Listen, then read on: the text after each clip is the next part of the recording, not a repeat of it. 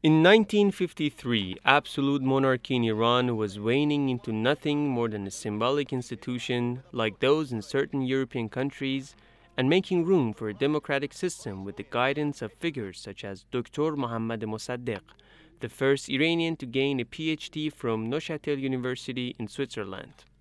However, this movement came to a halt with the 19 August 1953 coup d'etat against Mossadegh's government. Absolute monarchy was thus able to renew itself and gain new life. Well, our host is the Imperial Majesty Shahanshah, which means King of Kings, Shahanshah of Iran, Mohammad Reza. He's been the Shah since 1941. He's one of the richest men in the world. This country is a constitutional monarchy. The Shah has full power.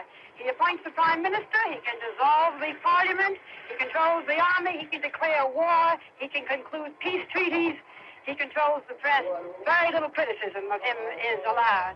His word is indeed the law. One result of the coup was the rise once again of the mullahs in Iran, not least since they enjoyed the backing of the Shah. آخوندها در پایان پادشاهی محمد رضا شاه 55,000 تا مسجد در اختیار داشتند. یعنی در طول 37 سال از 200 رسید به 55,000 تا. That's why it was said that Khomeini was the real heir to the Shah's throne and a direct result of the Pahlavi dictatorship.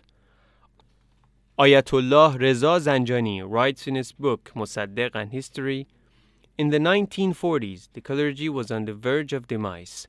The Pahlavi rule once again resuscitated it.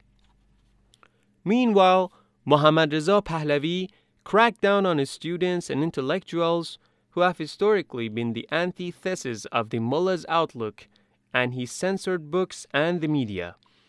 This was a time when just reading the novel The Little Black Fish was considered a crime.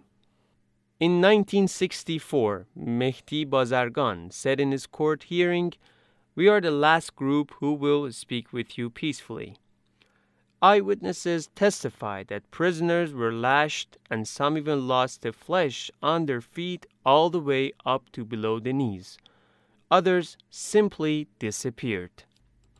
اینجا که نشسته بود یهو می‌دید دورش چیه به قدر مثلا این 6 تا موزاییک هم تو خون رفته همینطور از چون خون همین از پر و پا خون میرفت و همینجا با شلاق می‌زدش میگفت این خون رو باید بخوری یا بلیسی یا مثلا می‌بست دستشو به تخت زیر 5 تا انگشتش سوزن فرو می‌کرد و خیلی به اصطلاح راحت سر تک تک این سوزن‌ها رو چیکار می‌کرد با فندک داغ می‌کرد که داغی رو حرارت منتقل می‌کرد زیر ناخن که اینا همه چرک می‌کرد و مثلا تا شب و اینا چی می‌شد این ناخن‌ها خودش میافتاد.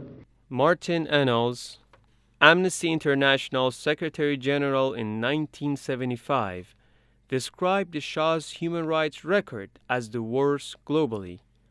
That year, he spoke of brutal tortures in Iran. I know you've been frequently questioned about allegations of torture practiced by your secret police, and I must ask you this because it does concern Americans. Could I refer to an article in the Sunday Times which describes an instrument of torture called the hot table, which is said to be used by SAVAK, and they say that it's an iron frame covered with wire mesh that's electrically heated like a toaster, and prisoners would be strapped to the table while it was heated until it became red hot. Do you have any comment to make on that? I mean, it's terrifying allegation. Is it really something that you will ask in a television interview from a responsible man like me? Well, yes, I think you're precisely the person I should ask about it. It's so rubbish that I'm not even going to bother to answer to you.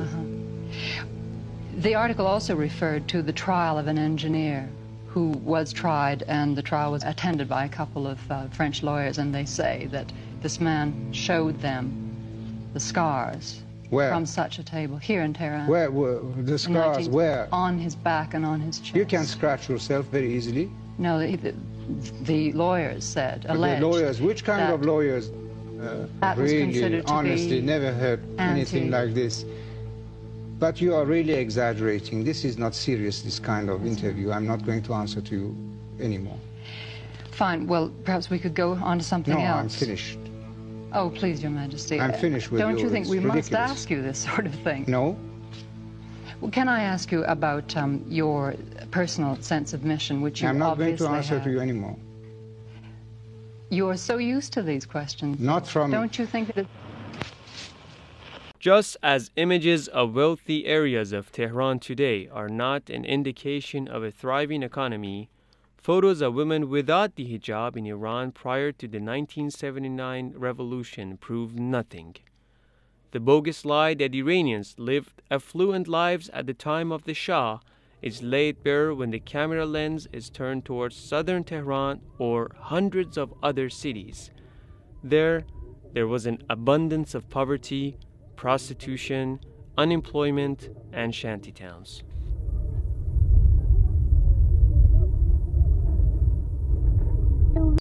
والا اینا خون فروشن، یعنی از روی استیصال و بدبختی خون خودشونو میفروشن.